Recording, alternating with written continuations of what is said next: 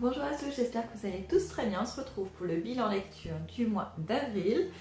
J'ai pris mon petit carnet parce que on est déjà mi-mai et je me souvenais plus exactement de tout ce que j'avais lu et j'ai lu 12 livres. Donc pour que ça fasse pas une heure de vidéo, je vais vous en reparler seulement quelques minutes chacun. Je pense que ce sera mieux. Je vais essayer comme d'habitude de vous faire un petit résumé sans trop vous dévoiler l'histoire et vous donner également mon avis. Donc je vais les prendre dans l'ordre comme ce sera plus facile. Alors je commence par un livre que j'avais commencé au mois de mars et que j'ai terminé au mois d'avril. Donc je ne vous l'avais pas présenté dans le bilan précédent. En tout cas, je l'espère. Sinon ce sera redondant. Donc j'ai lu Demain et Demain et Demain de Gabriel Zevin. C'est un des livres qui a été le plus vendu aux États-Unis en 2023. On en a entendu énormément parler en France. Donc je m'attendais à quelque chose de vraiment très dépaysant, vraiment surprenant et tout ça. Et en fait, ça a été une bonne lecture, mais ça ne casse pas trois pattes à un canard non plus. Donc là, c'est une histoire qui tourne autour des jeux vidéo. Ça se passe aux États-Unis. Une partie se passe à Los Angeles, une partie se passe, je crois, vers Boston. C'est une histoire d'amitié entre Sadie et Sam. Ils se rencontrent quand ils sont adolescents. Ouais, enfants, adolescents, dans une dizaine d'années. Sam est à l'hôpital à cause d'un accident. Et Sadie est à l'hôpital parce que sa sœur est malade et du coup, elle lui rend visite tous les jours avec sa mère, et comme elle s'ennuie, elle traîne dans les couloirs de l'hôpital, ils vont se rencontrer comme ça, et ils vont se rencontrer en jouant à un jeu vidéo. Leur première discussion tourne autour de ça, et après ils vont se perdre de vue, vous saurez pourquoi dans le roman si vous le lisez, et ils se retrouvent plusieurs années plus tard quand ils sont étudiants, ils se croisent à Boston, et ils reprennent contact, et en fait... par la suite, on va découvrir que Sadie fait des études pour créer des jeux vidéo. Sam, lui, il est plutôt dans les maths, mais ça ne lui convient pas. Et en fait, petit à petit, ils vont décider tous les deux de s'associer pour créer des jeux vidéo. Donc ils vont commencer par un, et après, comme ça a du succès, ils vont continuer. Alors il y a énormément de références aux jeux vidéo, à des vieux jeux vidéo, parce qu'en plus ça ne se passe pas maintenant. Ça se passe plutôt début des années 2000, ouais, dans les années 90 puis dans les années 2000, donc c'est vraiment l'effervescence des jeux vidéo, des nouvelles consoles et tout ça. Donc moi ça me fait plutôt penser à mon enfance en fait, à mon adolescence. Donc il y a énormément de références aux jeux vidéo, ça peut en rebuter plus d'un à mon avis si vous n'êtes pas du tout intéressé. Après, si vous n'êtes pas rebuté par les jeux vidéo, ça ne vous gênera pas du tout, je pense, parce que c'est quand même une histoire d'amitié qui évolue, parce que l'amitié qu'ont Sadie et Sam, elle a commencé pendant l'enfance, l'adolescence, et quand ils se sont perdus de vue, c'était à cause d'une embrouille. Et quand ils se revoient plus tard, finalement, chacun a sa vision de ce qui s'est passé quand ils étaient enfants, et ils vont pas forcément... après le vivre de la même manière. Leur amitié va être très importante pour eux, mais autant elle va être un moteur dans certaines situations, autant cette amitié, cet attachement va leur créer des problèmes aussi dans leur vie professionnelle. Donc c'était très intéressant, mais j'ai pas trouvé ça non plus sensationnel au point d'en faire des montagnes sur les réseaux sociaux. Ce n'est que mon avis. Mais en tout cas c'était sympa. On nous parle aussi d'un... Il est question aussi d'un truc qu'on voit rarement, enfin moi je l'avais encore pas vu dans les romans, c'est qu'on nous parle beaucoup du racisme anti-asiatique. En effet, Sam est d'origine asiatique, oui, américano-asiatique, et du coup il souffre de racisme, il subit le racisme anti-asiatique. Il a un ami, son meilleur ami, son coloc, je sais plus comment il s'appelle, c'est un prénom on est censé se souvenir. Bon, je me souviens plus, ça ne me revient pas. Mais son meilleur ami, pareil, est d'origine asiatique. Et tous les deux, tout au long du roman, on sent le poids en fait du racisme anti-asiatique qui est aux États-Unis, en tout cas dans les années 90 et 2000 qui était vraiment très présent. Et c'est vrai que nous, en tant qu'Européens, enfin moi en tout cas en tant que Française, j'en avais pas conscience. Mais c'est vrai que finalement, la Seconde Guerre mondiale et ce qui s'est passé entre le Japon et les États-Unis, Pearl Harbor et tout ça, bah, finalement ça a laissé pas mal de traces, de séquelles. Et c'est présent dans la société américaine. Donc j'ai trouvé ça bien que ça arrive dans le livre, parce que bah, pour le coup c'est quelque chose que je n'ai encore jamais vu. Ensuite j'ai lu Monsieur Ibrahim et les fleurs du Coran. Je l'ai ici. D'Eric Emmanuel Schmitt. C'est mon deuxième livre de cet auteur, donc c'est une nouvelle très courte. Je vous lis le résumé puisque je l'ai sur le livre. Paris 1960. Pour échapper à une famille sans amour, Momo, un garçon juif de 14 ans, devient l'ami du vieil épicier arabe de la rue Bleue. Mais les apparences sont trompeuses. Monsieur Ibrahim n'est pas arabe, la rue Bleue n'est pas bleue, et la vie ordinaire peut être passée ordinaire. Donc c'est une nouvelle, ça se lit très rapidement, comme l'autre. L'autre c'était quoi? J'ai vraiment pas de mémoire en ce moment.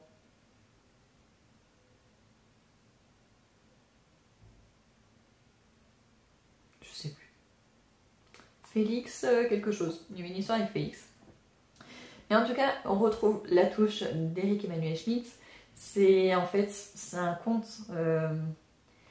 Certes, c'est une histoire. En fait, c'est une histoire d'amitié entre un petit garçon juif qui est très malheureux. Il vit tout seul avec son père, qui est un avocat juif, mais en fait, on sent c'est un homme qui est dépressif, qui est déprimé, qui ne donne pas du tout d'amour à son fils. Il le traite vraiment comme un esclave plutôt. Et il va accuser un jour son fils de l'avoir volé, ce que faisait pas du tout Momo. Mais à partir de ce moment-là, il s'est dit mais puisqu'on m'accuse, bah, autant que je le fasse. Donc il commence à voler petit à petit son père.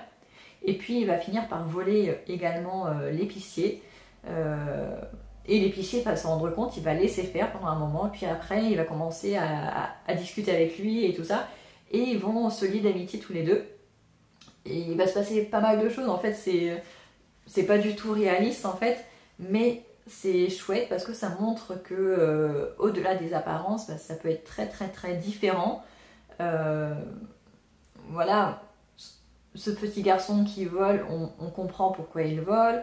Ce monsieur, on comprend pourquoi il le laisse faire, et ils vont vivre des aventures qui sont, comme je disais, pas du tout réalistes, mais ça entretient l'amitié qui se crée et ça donne une nouvelle chance à Momo dans la vie et de pouvoir devenir vraiment quelqu'un de bien. Alors, l'histoire est sympa, mais alors par contre la première page elle est horrible. Je pourrais même pas vous la lire parce qu'on est sur YouTube. Mais j'ai été choquée. J'ai été choquée par la première page. Je me suis dit non, je peux, si le livre est comme ça, même s'il fait que 100 pages, même pas 70 pages, je peux pas lire ça si tout le roman est pareil. Mais en fait, bon, au bout de 2 pages, c'est bon, c'est passé. Après, il est fait référence à cet épisode quelques fois encore dans le livre, mais après on s'habitue en fait, et ça passe. Mais c'est vrai que ça devait en rebuter, je pense, plus d'un, parce que voilà, le début est pas du tout agréable à lire, et enfin c'est choquant. Moi ça m'a choqué. Mais sinon, après, l'histoire reste une belle histoire d'amitié, et voilà, et sur le fait qu'il ne faut pas se fier aux apparences. Ensuite, qu'est-ce que j'ai lu ?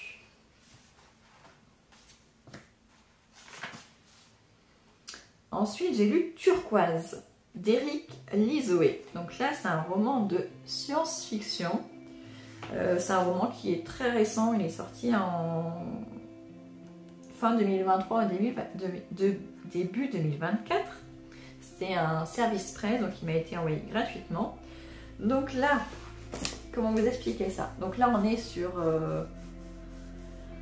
dans une histoire un peu futuriste. On ne sait pas quand est-ce qu'on est, mais on est dans le futur où la Terre est inhabitable et il y a d'autres planètes par contre qui sont habitables. Il y a 3 autres planètes, je crois, donc au total ça fait 4 planètes qui sont plus ou moins habitables parce que l'homme a colonisé d'autres planètes habitables, mais ils en ont fait ce qu'ils ont fait aussi avec la planète Terre.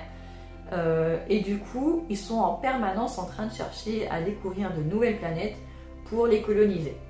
Et dans le livre, en fait, il existe une entreprise qui a créé une télé-réalité. On a 4 équipes de 6 personnes, je crois, à chaque fois, qui sont envoyées sur une nouvelle planète. Et le but, c'est que ces équipes sont en compétition les unes avec les autres. Et celle qui gagne, c'est celle qui va défricher le plus possible la nouvelle planète. Pour la rendre, en fait, pour défricher un peu grossièrement le terrain, pour que des nouvelles entreprises de tourisme arrivent, créent des complexes pour que les gens des autres planètes puissent venir en vacances et peupler ces nouvelles planètes. Donc c'est ça le but. Et donc là, en fait, ils vont arriver sur cette planète qui normalement n'est pas habitée. Et la production leur dit qu'il n'y a aucun être humain sur la planète et aucun animal non plus. Donc ils se disent, bah, ça devrait être tranquille. Et en fait, ils vont débarquer. Ils vont se faire attaquer déjà dès qu'ils arrivent sur la planète. Ils se font attaquer en descendant de l'hélicoptère. Et ils vont déjà perdre 2 membres dans 2 équipes. En tout cas, au total, il manque 2 personnes. Et après, les 4 équipes vont se disperser sur la planète, vont essayer de défricher pour créer leur campement de base, en fait. Donc, ça se passe pour 3 équipes comme ça. Et la 4e, en revanche, ils vont trouver une grotte où s'installer directement. Donc, eux ne vont pas toucher à la végétation.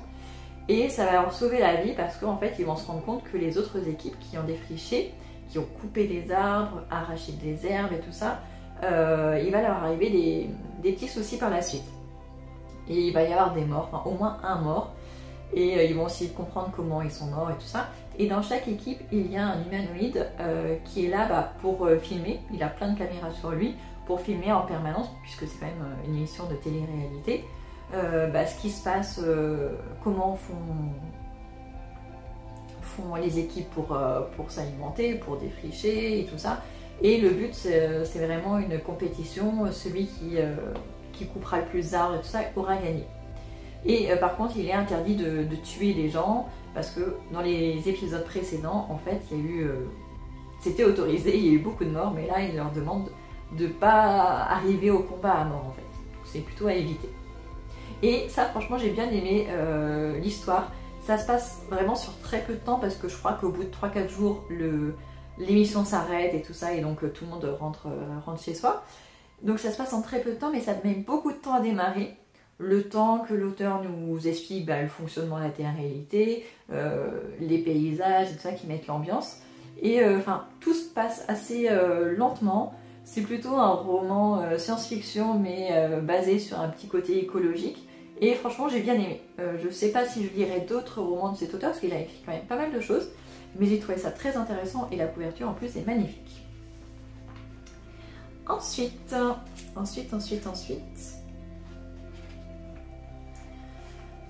j'ai lu Ta deuxième vie commence quand tu comprends que tu n'en as qu'une. Je l'ai aussi. Donc de Raphaël Giordano. Camille, 38 ans et quart, a tout, semble-t-il, pour être heureuse. Alors pourquoi a-t-elle l'impression que le bonheur lui a glissé entre les doigts?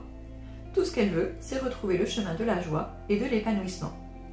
Quand Claude, routinologue, lui propose un accompagnement original pour l'y aider, elle n'hésite pas longtemps. Elle fonce et repart à la conquête de ses rêves.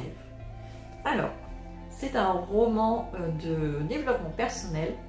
Au début, quand je l'ai acheté, je ne le savais pas. Après, quand je l'ai su, je me dis, ah, ça va peut-être pas me plaire, et tout ça, leçon morale et tout et tout. Et en fait, j'y suis allée, je me suis dit, bon, je voulais un truc court, je voulais faire diminuer ma panne à la maison. Je me dis, allez, on lit celui-ci. Et en fait, j'ai adoré. Je ne m'attendais pas du tout à aimer autant cette histoire, mais j'ai adoré parce que, en effet, on nous parle de développement personnel, mais en fait, comme c'est sous forme d'une fiction, on a un personnage principal qui va vivre des choses. Et les conseils qu'on nous donne en général, qui sont assez bateaux, là, ils vont être mis en situation et du coup, on se rend plus compte des répercussions que ça a, de l'ampleur de la tâche, du fait qu'il faut persévérer, que peut-être qu'un truc va pas marcher maintenant, mais en fait ça va déclencher autre chose. Et du coup j'ai trouvé ça hyper bien fait. J'avais pas en plus pris de notes alors qu'il y avait des choses qui m'intéressaient. Et ce que j'ai aimé quand j'ai fini, c'est qu'à la fin, vous avez un petit vadémécum de routinologie. Et du coup, vous avez repris tous les petits trucs, les petits tips qui ont été soulignés, mis en évidence et tout ça, les petits conseils qui ont été mis par-ci par-là dans le roman. Ils sont tous à la fin expliqués, un petit chapitre à chaque fois. Et franchement, j'ai bien aimé, j'ai trouvé ça super bien fait. Le fait d'avoir des exemples, on s'attache en plus au personnage, c'est quand même assez drôle, c'est touchant, c'est court, ça ne fait que moins de 250 pages, voilà, 240 pages. Ça se passe hyper vite, donc ça franchement, j'ai beaucoup aimé. Et d'ailleurs je l'ai gardé parce que je vais l'envoyer à quelqu'un, ce sera un petit cadeau. Donc voilà, je peux que vous le recommander si vous avez besoin, enfin si vous sentez que dans votre vie il y a des choses à changer, et ben pourquoi pas, je pense que ça peut être une petite aide. Ensuite, j'ai lu Et que ne durent que les moments doux de Virginie Grimaldi. Alors déjà, j'aime pas le titre parce que je trouve qu'il est trop long. Alors, je l'avais emprunté aussi à la médiathèque parce que c'est vrai que c'est au mois d'avril. Ouais, mars et avril, il y a eu pas mal de nouveautés dans la médiathèque et ça, je trouve ça trop chouette. Alors, donc, là, on est sur une histoire qui se passe... Ah, il y a des choses que je ne vais pas pouvoir vous dire, sinon je vais vous spoiler. Comment je vais vous raconter ça? On a l'histoire d'Élise et d'un côté l'histoire de Lily. Et elles vont toutes les deux vivre une histoire autour de la maternité, mais qui sont totalement différentes. On a d'un côté Élise qui a la quarantaine et qui doit faire face au départ de ses enfants de la maison, parce que sa fille, a une vingtaine d'années, elle est partie vivre à Londres. Et son deuxième enfant, son fils, part pour faire ses études à Paris. Et du coup, elle se retrouve toute seule chez elle dans son appartement, à Bordeaux, je crois. Et du coup, elle fait face à la solitude, en fait. Elle a consacré toute sa vie à ses enfants. Et elle a adoré ça. Et là, maintenant, elle se retrouve toute seule et du coup, elle ne sait pas quoi faire. Elle s'ennuie. Et on lui dit qu'il faut qu'elle reprenne sa vie, qu'elle fasse des choses pour elle, mais c'est vrai que c'est pas forcément hyper simple. Donc on va suivre son quotidien de maman qui réapprend à devenir une femme et non plus juste une maman. Et dans l'autre histoire, on a Lily, qui est une jeune femme qui est enceinte, qui va accoucher. Et en fait, l'accouchement ne va pas se passer comme prévu. Déjà, elle va accoucher plus tôt que prévu. Et du coup, son bébé est prématuré et du coup elle va rester pas mal de temps en service de néonatologie et du coup on va suivre son parcours, ses peurs, ses angoisses, son ressenti en tant que maman qui a un bébé en néonat et toujours dans l'hôpital de Bordeaux. Toute l'histoire se passe à Bordeaux. Et donc on alterne comme ça entre les histoires de Lily, les histoires d'Élise et j'ai trouvé ça assez intéressant, assez émouvant par moments. Les deux sujets sont, je trouve, bien traités. Par contre, il y a un truc qui m'a embêtée dans ce roman, c'est l'humour de Virginie Grimaldi. J'avais déjà lu un roman d'elle, c'était Tu comprendras quand tu seras plus grande, que j'avais beaucoup aimé, et justement j'avais beaucoup aimé l'humour dans celui-ci. Mais là, dans celui-ci, et que ne durent que les moments doux, quand on est avec Élise, voilà, elle a la quarantaine, ses enfants partent, c'est un peu triste, mais il n'y a rien de dramatique. Donc l'humour passe tout seul. En revanche, avec Lily qui doit faire face à un accouchement prématuré, avec un bébé dont on ne sait pas forcément s'il va vivre ou pas, c'est une situation qui est plus grave. Et du coup, j'ai trouvé que l'humour de l'autrice, là, dans ce cas-là, était complètement dépassé. J'ai trouvé que ça ne collait pas du tout avec l'histoire. Et du coup, j'ai été gênée. Dans les premiers chapitres, j'étais vraiment gênée. Après, ça s'améliore, mais il y avait quand même une petite gêne. Donc voilà. J'ai bien aimé la révélation finale. J'avais senti quelque chose, mais je n'étais pas sûre. L'autrice est douée pour nous cacher des choses. Et donc, c'était bien. par contre, ce que je n'ai pas aimé aussi, c'est que du coup, j'ai eu l'impression de retrouver un peu le même schéma que dans l'autre roman que j'avais précédemment lu. Le fait d'avoir la révélation comme ça à la toute fin, alors qu'on sent qu'il y a un petit truc pendant le roman, on se pose la question, puis on se dit non, en fait, je me fais des idées.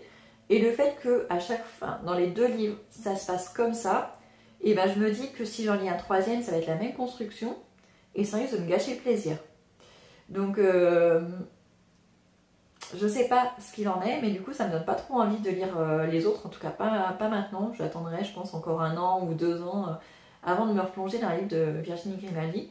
Si vous avez lu plusieurs livres de cette autrice, dites-moi si en effet à chaque fois elle reprend la même construction ou s'il y en a qui sont différents, et dites-moi lesquels à ce moment-là, comme ça je pourrais aller lire d'autres livres où je risque moins d'être déçue peut-être. Ensuite j'ai lu Alabama 1963 qui est écrit à 4 mains. Il y a 2 auteurs, Ludovic Manchette et Christian Niemec. Alors, Birmingham, Alabama, 1963. Le cœur sans vie d'une fillette noire est retrouvé. La police s'en préoccupe de loin, mais voilà que d'autres petites filles noires disparaissent. Bud Larkin, détective privé bougon, alcoolique et raciste, accepte d'enquêter pour le père de la première victime. Adela Cobb, femme de ménage noire, jeune veuve et mère de famille, s'interroge. Les petites filles, ça disparaît pas comme ça. 2 êtres que tout oppose, a priori. Alors, donc là, c'est un roman qui est plutôt historique. Ça se passe en 1963, donc c'est l'année où le président Kennedy est assassiné. C'est aussi l'année du discours de Martin Luther King. Donc on est sur une période socialement très importante où la ségrégation raciale est très présente. Donc voilà, on est en Alabama, donc c'est vraiment au cœur de l'histoire des États-Unis. Et du coup, là, on a une petite fille noire qui disparaît. Les flics de la ville sont tous blancs et du coup, on se rend compte qu'en fait, ils en ont rien à faire et qu'ils cherchent pas vraiment qui l'a tué. Et on va aller chercher un ancien flic qui est détective privé, alcoolique et tout ça. Et au début, il veut pas en entendre parler. De toute façon, il est complètement alcoolique, complètement à côté de la plaque. Et finalement, il va rencontrer cette femme, Adela, qui est une femme de ménage noire. Et elle va être amenée à travailler chez lui.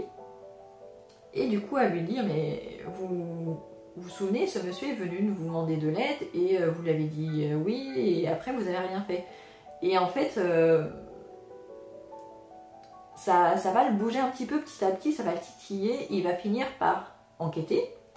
Mais comme il est blanc et qu'il doit enquêter dans les quartiers noirs, au moins dans le voisinage des parents de la petite fille qui a été assassinée, en fait personne lui ouvre parce qu'il est blanc. Et du coup, il va demander à sa femme de ménage Adela de l'accompagner. Et en fait, tous les deux, ils vont commencer à enquêter, essayer de découvrir ce qui s'est passé, pourquoi les petites filles noires disparaissent, qui s'en prend à elles, et voilà. Donc j'ai trouvé ça hyper intéressant sur le point de vue historique, sur le point de vue de l'enquête policière, pas vraiment. Parce qu'en fait, ce n'est que à la toute fin qu'on se rend compte. Enfin, on peut se poser des questions dès le départ, ça n'a pas été mon cas. Et en plus, il n'y a pas d'indice parce que c'est vraiment qu'à la moitié du roman où quelques petites choses transparaissent. Mais voilà, je trouve que c'est pas le côté policier qui est important dans cette histoire, c'est vraiment le côté historique avec la ségrégation raciale.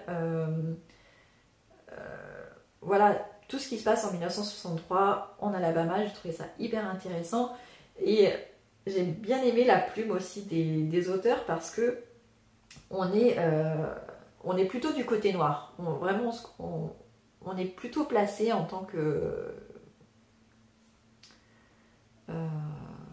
lecteur. On est plutôt placé du côté des Noirs américains qui sont plutôt les plus pauvres de la ville et voilà, on a plutôt leur point de vue à eux, avec leur humour, comment ils se moquent des blancs, parce que souvent ils sont employés par les blancs, donc ils remarquent les travers, ils se moquent de leurs employeurs, enfin en tout cas de certains employeurs, en tout cas pour les femmes de ménage qui travaillent pour des femmes blanches d'un certain âge, c'est assez rigolo. Et en même temps, on a le point de vue des flics blancs, des sarcasmes, des préjugés racistes qu'ils ont sur les noirs, mais en fait les noirs, ils en rigolent eux-mêmes, ils les retournent contre les blancs. Et ça, j'ai trouvé que c'était super bien fait, hyper drôle, et du coup j'ai bien aimé parce que du coup ça apportait une touche vraiment humaine et chaleureuse à ce roman qui était vraiment très triste et très grave en fait. Donc c'était pas du tout ce à quoi je m'attendais pas du tout à ça. En fait, tout le monde disait il est vraiment super ce livre et tout ça, faut le lire. Mais en fait je crois que j'en avais pas encore lu de résumé, je savais pas du tout de quoi ça parlait. Et je m'attendais pas du tout à ça. Et j'ai trouvé ça hyper intéressant. C'est pas un coup de cœur, mais sur le point de vue historique, j'ai trouvé ça très, très intéressant. Ensuite, j'ai lu quelque chose de beaucoup plus léger, Un coup de soleil de Serena Giuliano. Donc là, c'est un roman très court aussi. Ça se passe en Italie, notamment à Salerno. On est avec... mince, j'ai encore oublié comment elle s'appelle. On est avec une jeune femme, elle va avoir 40 ans, elle est mère célibataire, elle éduque ses 2 enfants qui sont des jumeaux, un garçon et une fille, qui sont au lycée je crois. Et elle s'entend très très bien avec ses enfants, son ex-mari vit dans la même ville, ils s'entendent très très bien, mais c'est vrai que elle est française, elle est venue en Italie quand elle était enceinte pour suivre son mari pour le travail. Et en fait, je crois qu'elle a même pas terminé ses études en France et du coup elle se retrouve femme de ménage. Donc les fins de mois sont quand même assez compliquées. Et ce qui était chouette dans ce roman, c'est qu'en fait en tant que femme de ménage, et tous les jours de la semaine, elle a des clients différents. Ce sont toutes les semaines les mêmes clients, donc il y a une routine qui s'installe. Et chaque jour, on est avec elle, on nous dit lundi matin, elle est chez telle personne, on nous raconte ce qui se passe. Lundi après-midi, c'est encore notre client, elle nous raconte des petites choses. Et voilà, c'est ça pour tous les jours de la semaine. Et en fait, au début du roman, on comprend qu'elle vit un moment un peu difficile parce que c'est la fin d'une histoire d'amour pour elle. Elle a choisi d'y mettre un terme, mais on voit qu'elle en souffre quand même, donc elle doit faire face à un chagrin d'amour, tout en continuant à élever ses enfants, à devoir aller travailler, tout ça. Et en fait... c'est pas du tout triste, c'est très joyeux comme livre parce que il y a beaucoup d'humour, c'est touchant. Il y a quand même certains faits graves qui sont abordés, mais toujours d'une manière positive et avec de l'espoir, donc c'est ça qui est bien. Et en fait, en faisant le ménage chez les autres, il y avait certaines personnes. Déjà, on a des a priori, quand on ne connaît pas les personnes, on ne voit que leur intérieur, leur décoration, le bordel qu'il peut y avoir et tout ça. Donc, on peut avoir des a priori et il y a certaines personnes qu'elle va apprendre à connaître. Et elle va être amenée à aider certains de ses clients. Et en fait, elle va se rendre compte qu'en aidant certaines personnes, ça va l'aider elle aussi. Voilà. Ça va dans les deux sens et j'ai trouvé ça hyper touchant, hyper original. Et en plus, ça permet aussi d'avoir une autre vision des femmes de ménage. Voilà, on dit toujours que c'est un métier ingrat et tout ça. Et je trouve que ça a un petit peu redoré l'image des femmes de ménage. Et j'ai trouvé que c'était un roman très joyeux. Et donc, j'ai beaucoup aimé. Ensuite, j'ai lu Disparition de Nicolas Nutten. Alors, celui-ci, je ne connaissais pas du tout. J'ai été juste séduite par la couverture. Et le titre. Et j'ai vu qu'il y avait d'autres éditions de ces livres-là. Et je trouve que toutes les autres couvertures sont vraiment pas attrayantes. Et j'aurais pas choisi les autres couvertures. Donc je suis contente d'être tombée sur celle-ci, qui m'a donné envie de le lire. Parce que sinon je serais passée à côté d'une super histoire. Merci de ne pas descendre de la rame. Paris, 31 juillet 2018. La canicule a transformé la capitale en fournaise et les couloirs du métro en étuve. Un incident sur la ligne 1 contraint une rame à s'arrêter en urgence entre deux stations. prenant au piège des dizaines de passagers, parmi eux Celia, qui n'atteindra jamais le quai de la station suivante lors de l'évacuation. Comme happée par l'obscurité des tunnels, elle semble s'être volatilisée. Maxime, son compagnon, se lance à sa recherche dans une course infernale où les secrets et les doutes l'entraîneront vers un univers macabre et dangereux. Alors, je sais pas si c'est un coup de cœur, mais en tout cas j'ai adoré ce thriller qui se passe à Paris en 2018, en plein été. Voilà, il y a un incident dans les rames de métro, dans les souterrains. Au bout d'un moment, ils sont obligés de descendre. Maxime et Celia sont séparés parce qu'ils font passer les enfants et les femmes d'abord, comme dans le Titanic. Et du coup, Maxime descend plus tard. Et en fait, quand il remonte à la surface, il se rend compte que Celia n'apparaît pas sur les caméras de surveillance, qu'elle n'est pas remontée à la surface. Et en même temps, les secouristes lui disent qu'il n'y a plus personne dans les souterrains. Et donc, ils ne savent pas où aller. Il va la chercher chez elle, chez lui. Il va aller à la police, déclarer sa disparition. Et il va s'engager, du coup, toute une recherche. Voilà, il se rend compte que la police va pas forcément, ils vont mettre un émis de recherche, mais ils vont pas la chercher vraiment physiquement. Et du coup, il se dit, si elle n'est pas sortie par les bouches du métro avec les caméras de surveillance, ça veut dire qu'elle est encore en bas, quelque part. Et du coup, il va chercher à aller dans les souterrains du métro, les catacombes de Paris et tout ça. Et ça, c'est un côté que j'ai beaucoup aimé. C'est vraiment haletant, ça se passe en très peu de temps. Bon, il y a quand même pas mal de morts. Il y a beaucoup d'actions et j'ai été vraiment emportée par l'histoire. J'ai trouvé ça hyper bien fait, avec des thèmes assez différents de ce qu'on voit d'habitude.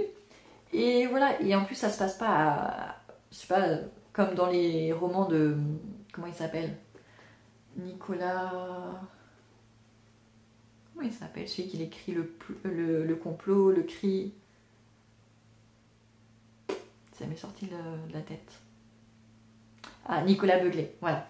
Nicolas Beuglé, c'est thriller, ça part à Paris, après aux États-Unis, après il va être dans une île dans l'Atlantique, puis après il va être en Allemagne et tout ça en espace de 12 heures. Là, on n'est pas du tout là-dessus. Là, ça se passe en espace de 2 jours à peu près. Mais voilà, on reste à Paris et du coup, c'est très localisé, ça va très vite. Et franchement, j'ai énormément aimé. Franchement, c'est peut-être un coup de cœur, je sais pas encore, je me laisse un petit peu de temps pour savoir, mais je vous le recommande. Disparition de Nicolas Newton. Ensuite, j'ai lu Le syndrome de l'hippocampe de Zoé Brisby. Alors, il a un autre nom en format poche. Je crois qu'il s'appelle Bon baiser de Copenhague. Donc, j'aime bien Zoé Brisby, en tout cas ses comédies. J'avais lu l'année dernière Plus on est de fou, qui se passait dans un hôpital psychiatrique. J'avais adoré. Là, j'ai beaucoup aimé aussi. On nous parle de maternité, de faire un enfant toute seule, d'élever un enfant toute seule. Parce qu'en fait, on est avec une jeune femme mais qui a déjà 35 ans. Du coup, elle approche de la quarantaine et elle se rend compte qu'elle veut un bébé, sauf que elle est célibataire et qu'elle a beau faire plein de rencontres, ça ne marche pas. Et du coup, elle se dit, mon horloge biologique, voilà, je vais bientôt arriver à 40 ans, peut-être que je pourrais plus faire d'enfant. Et du coup, elle se dit, peut-être que je peux faire un bébé toute seule. Du coup, elle fait des recherches sur internet et elle tombe sur une clinique de fertilité au Danemark. Au début, sa meilleure amie, qui est sa voisine, essaie de la dissuader, non mais t'as le temps, il y a peut-être d'autres solutions et tout ça. Et finalement, au bout d'un moment, elles vont partir à Copenhague pour visiter cette fameuse clinique. Et du coup, elles vont vivre quelques jours là-bas, elles vont faire plein de rencontres, découvrir les Danois, voir si tous les clichés qu'il y a sur le Danemark sont vrais ou pas. Et franchement, c'était hyper drôle, hyper touchant. On nous parle de maternité, mais on nous parle aussi beaucoup d'écologie parce que sa meilleure amie est une militante écologiste et du coup, c'est l'une est omnibulée par la maternité, l'autre par l'écologie. Et du coup, il y a des petites étincelles par-ci par-là. J'ai trouvé ça très drôle, très touchant. J'ai beaucoup aimé les deux personnages.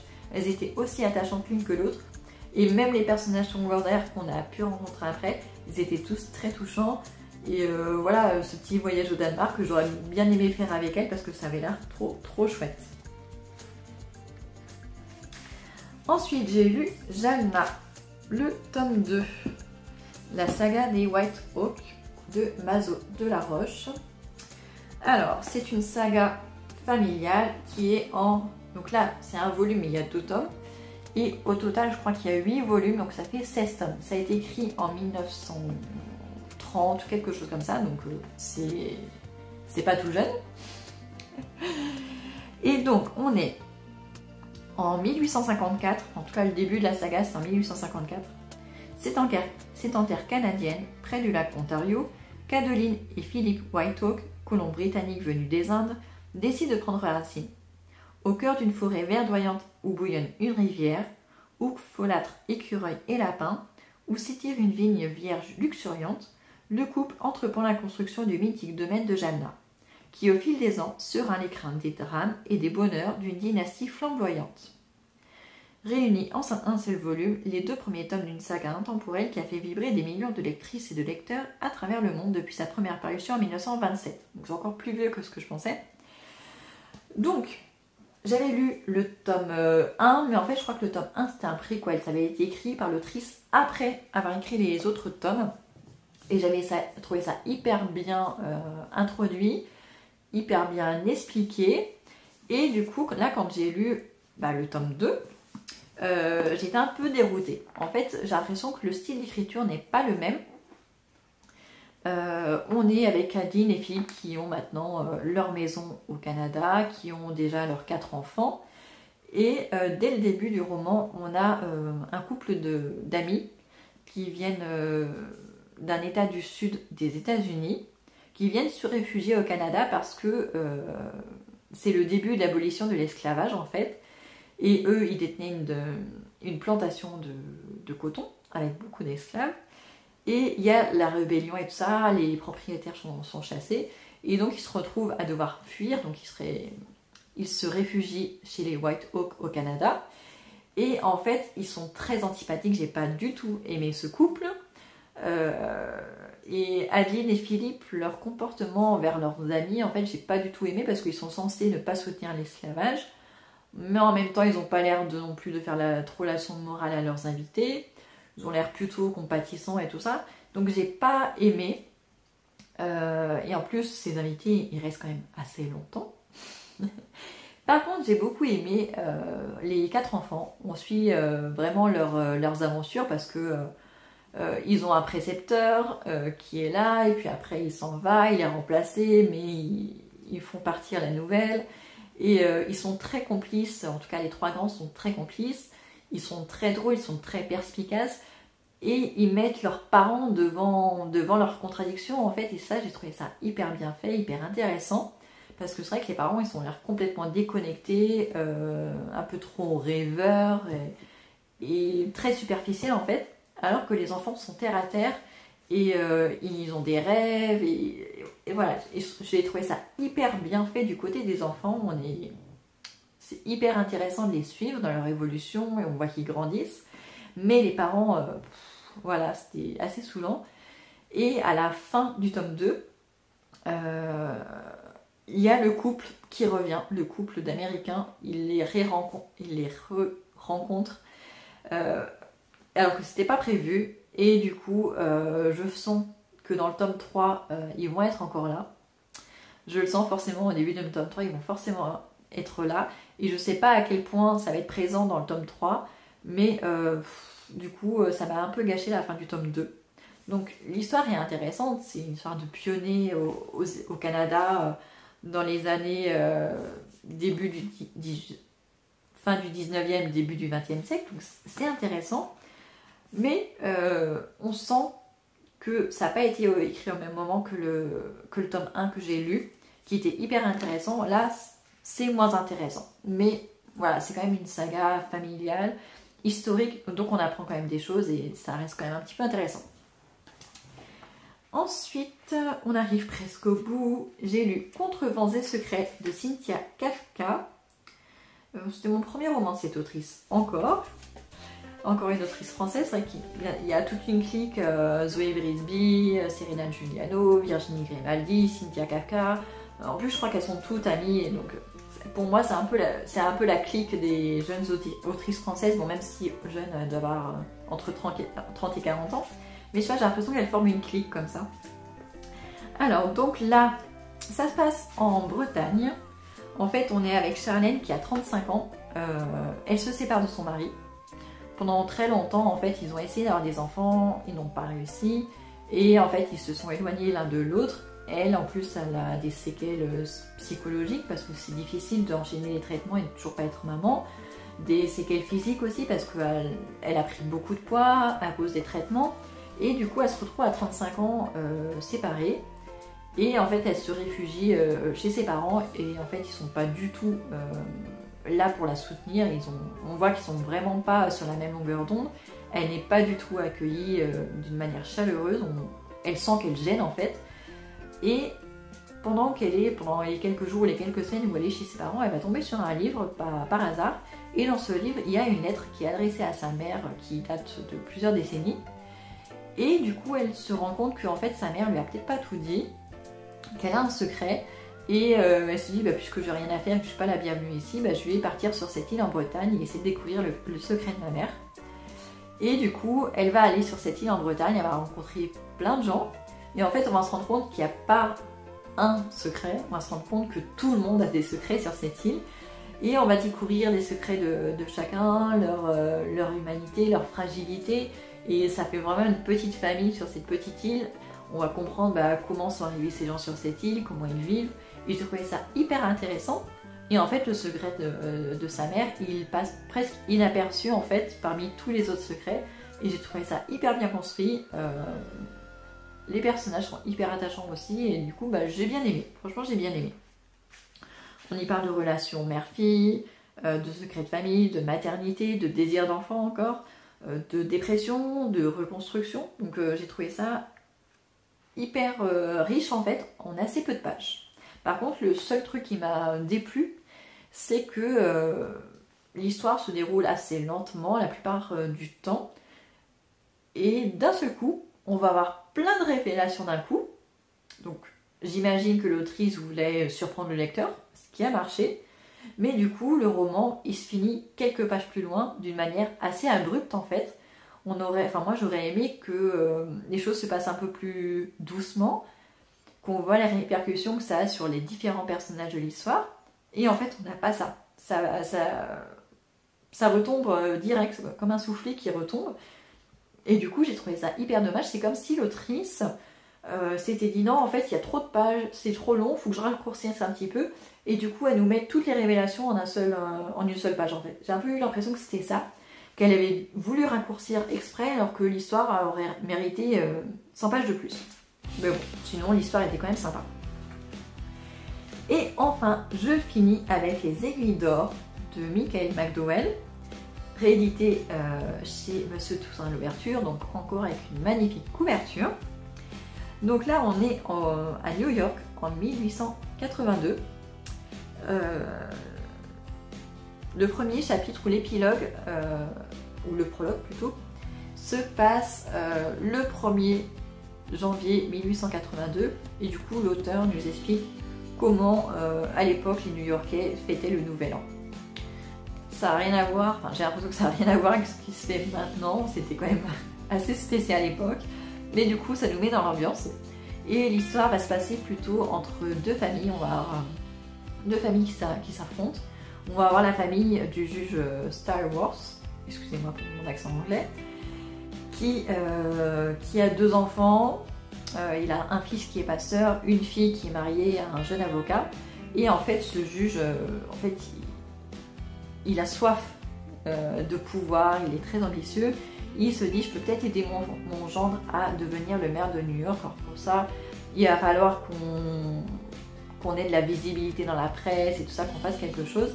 Il se dit, en fait, à quelques rues de chez nous, dans New York, il y a un quartier qu'on appelle le Triangle de Noir, où il y a beaucoup de criminels. Et en fait, ce serait bien qu'on débarrasse ce quartier des criminels. Et comme ça, si on en parle dans le journal, on aura de la visibilité, les gens vont nous respecter, et mon gendre pourra devenir le maire de New York, et j'aurai encore plus de pouvoir. Donc voilà ce qui se passe, et du coup, ils vont s'organiser en famille pour arriver à ça. Et de l'autre côté, dans le triangle noir, on a la famille Shanks, qui est une famille de femmes. On a Lena Shanks qui est la patronne en fait. Et elle a 2 filles, Daisy et l'autre, je ne sais plus comment elle s'appelle, qui est sourde et muette. Et il y a 2 petits-enfants, les enfants de Daisy. Et en fait, même si c'est une famille de criminels, elles sont dans l'illégalité en fait, mais d'après moi en tout cas, elles font rien de répréhensible. Voilà, c'est des gentils criminels. Mais le juge et son fils vont s'attaquer à elle. Alors ça tombe sur elle par hasard, mais en revanche, parce qu'ils ne la connaissent pas spécialement, en revanche, Lena Shanks, parce que c'est d'origine allemande, connaît ce juge. Elle se rappelle qu'en fait c'est lui qui a fait pendre son mari quelques décennies auparavant et du coup elle a une dent contre lui. Et le fait que cette famille s'attaque encore à sa famille, du coup elle est la mauvaise. Et quand sa fille va être tuée à cause de ce juge et de son gendre, et du coup elle va vouloir se venger. Et la vengeance est terrible et franchement j'ai adoré. Autant j'ai eu beaucoup de mal à rentrer dans l'histoire. C'était un peu long quand même parce qu'il nous parle du 1er janvier. Après il y a un chapitre qui est totalement consacré à la famille du juge. Après on a un autre qui est complètement consacré à la famille de Lena. Et les deux se rencontrent pas et ça met du temps en fait avant que les 2 familles soient confrontées. Donc ça met du temps à démarrer.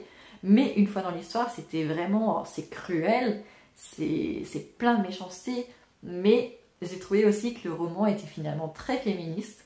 J'ai beaucoup aimé et j'ai adoré la fin. Je peux pas vous dire ce qui se passe, mais franchement j'ai adoré la fin.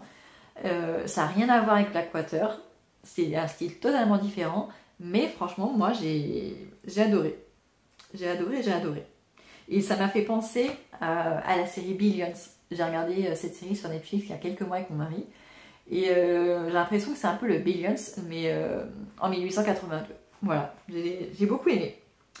Donc voilà pour mes 12 lectures du mois d'avril. Ça faisait pas mal de choses, mais c'est vrai qu'il y a eu les vacances scolaires. Et du coup, j'ai pu en profiter aussi pour lire. Il y a eu quand même pas mal de romans qui étaient des romans courts. Donc ça aide aussi. En tout cas, je suis très contente de mon mois de mai. J'ai fait de bonnes lectures, de bonnes découvertes. Plein d'autrices que je n'avais encore jamais lues, donc c'est très chouette de mon côté. Donc n'hésitez pas à me dire en commentaire s'il y a certains livres que vous avez déjà lus, si vous avez eu la même impression que moi, ou si je vous ai donné envie d'en lire certains. Voilà, je vous dis à très bientôt, dans un mois pour les lectures du mois de mai. Ciao!